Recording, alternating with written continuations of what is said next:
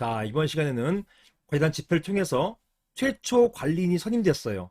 이렇게 새로운 신규 관리인이 선임된 이후에도 마음대로 계속 관리를 하면서 위탁관리업체가 계속 관리하면서 관리비를 받았습니다. 이렇게 관리비를 받아온 위탁관리업체를 상대로 해서 관리단이 부당이득 반환 청구를 할 수 있을 것인지 여기에 대해서 한번 살펴보도록 하겠습니다. 이런 사례가 정말 너무 자주 일어나는 사례인데요. 한번 주신 질문부터 제가 읽어보겠습니다. 안녕하세요, 변호사님. 저는 경기도 동탄에 있는 오피스텔의 관리단장입니다. 저희 건물은 준공이 난 이후 구분소유자 총회, 이게 관리단 집회이죠. 이런 총회를 거쳐서 제가 관리단장, 이게 법상 관리인입니다. 관리인이 되었습니다. 그리고 지금까지 관리하고 있던 관리회사, 이 관리회사는 종전 시행사가 선정한 관리회사겠죠. 이런 관리회사 상대로 해서 관리 업무를 중단하고 퇴거하라고 요청하였습니다.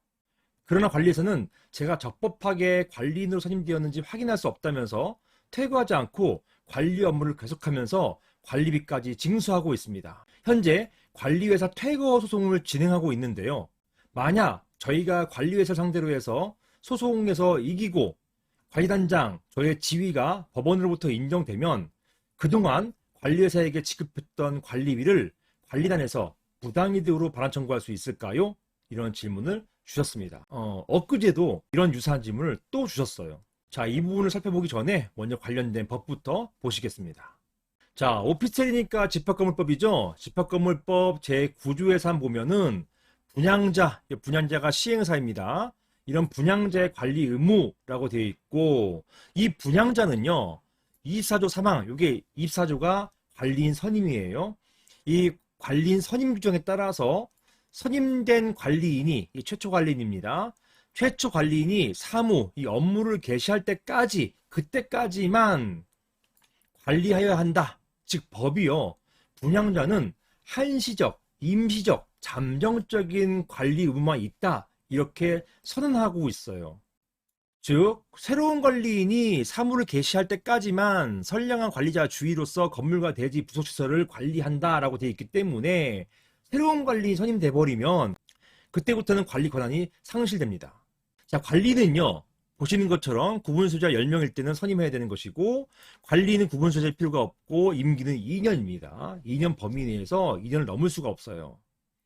그리고 관리는요, 관리단 집회 결의로 선임되거나 해임되게 되어 있습니다.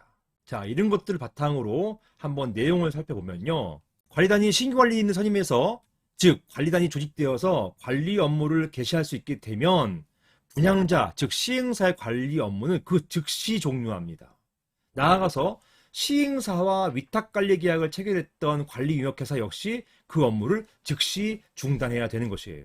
그런데 실무에서는 이런 경우에 관리유역회사가 즉시 관리 업무 중단하지 않고 신규 관리인으로 적법하게 선임되었는지 여부에 대한 법원의 판단이 있을 때까지 버텨요. 버티면서 계속 관리 행위를 하고 이 경우에 관리비까지도 징수받습니다. 그리고 이런 소송이 1년 넘어가는 경우도 있어요. 결국 관리인으로 선임된 지 한참 뒤, 어떤 경우 1년 넘는 경우도 있습니다.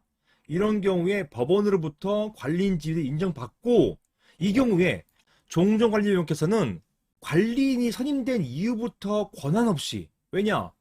그때부터 관리 선임된 때부터는 아까 즉시 중단해야 된다고 봤잖아요. 그런데 즉시 중단 안 하고 계속 1년 이상을 관리 행위하면서 관리비를 징수해 왔지 않습니까? 자, 이렇게 징수한 관리비가 이게 부당이득이 되냐는 거예요. 법률상 원인 없이 징수한 것이기 때문에 부당이득 반환 의무가 있냐는 것입니다. 법률상 원인 없이 징수한 것이기 때문에 부당이득 반환 의무가 있냐는 것입니다. 이게 자주 문제가 돼요. 자, 여기에 대해서 대법원은요, 유사한 사례에서 이렇게 봤습니다. 관리유역회사가 관리인의 업무 개시 이후에도 관리비를 징수하였다면 이것은 권한 없이 징수한 것이기 때문에 부당이득으로 반환해야 되는 것은 맞다. 하지만 이러한 반환 의무는 관리단이 아니에요. 관리비를 지급한 구분 소유자들에게 있는 것이지 관리단에게 발생하는 것은 아니다. 이렇게 봤습니다. 즉 관리단의 청구는 기각이에요. 그 이유가 무엇이냐?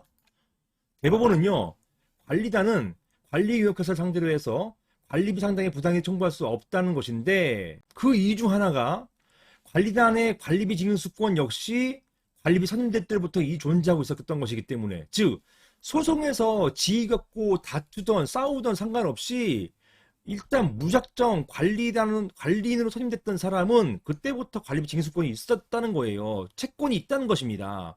관리비 징수 채권이 있는 거예요. 있기 때문에 손해가 발생한 것도 아니라는 것입니다. 따라서 관리단은 이런 부당이득 반환 청구할 수 있는 주체도 안 되는 것이고, 또 이것이 관리단에 대한 손해가 없기 때문에 불법 행위도 안 된다는 것이에요.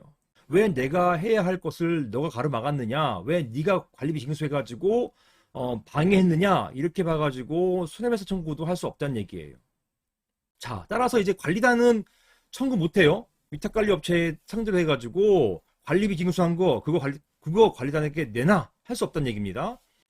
이미 관리비를 납부한 구분 수주자는요, 관리단으로부터 관리비 청구를 받아서 현실적인 손해, 즉 이중 지급의 손해가 발생했을 때 비로소 부당이득 반환 청구를 할 수 있는 것이지, 단순히 이중 부담의 위험이 있다고 해가지고 그것만으로 부당이득 반환 청구, 이것은 불가능합니다. 만약에 이거 인정하면 좀 어려운 용어인데요, 전용물 소권이라 해가지고 이거 아직 손해가 발생하지도 않았는데 손해가 예상된다고 해가지고 인정하는 것, 이건 안 돼요. 이게 법원에서는 인정하지 않고 있습니다. 따라서 현실적인 손해가 발생하면, 즉 관리단이 당신은 관리회사에 낸 것이지 나한테, 즉 관리단이 낸 게 아니기 때문에 관리단은 관리비를 못 받았어, 따라서 나한테 내시오 라고 하면은 구분수자는 되게 황당하고도 억울할 거 아닙니까? 나는 관리비를 꼬박꼬박 냈는데 나중에 또 달라고 하느냐. 이 경우에 비로소 종전관리회사 상대로 해가지고 부당이득 반환 청구를 할 수 있다는 그런 내용인 것입니다. 하지만 실무에서는 이건 보통 이루어지지 않죠. 왜냐하면 관리단이 구분 소유자에게 이런 어떤 위험을 부담시키는 것은 부당하기 때문입니다. 아무튼 결론적으로 마음대로 관리비 징수한 그런 위탁관리 회사를 상대로 해가지고 관리단이 관리비 청구할 수는 없다. 그 청구는 구분 소유자가 해야 된다. 이렇게 보시면 되겠습니다. 이상입니다.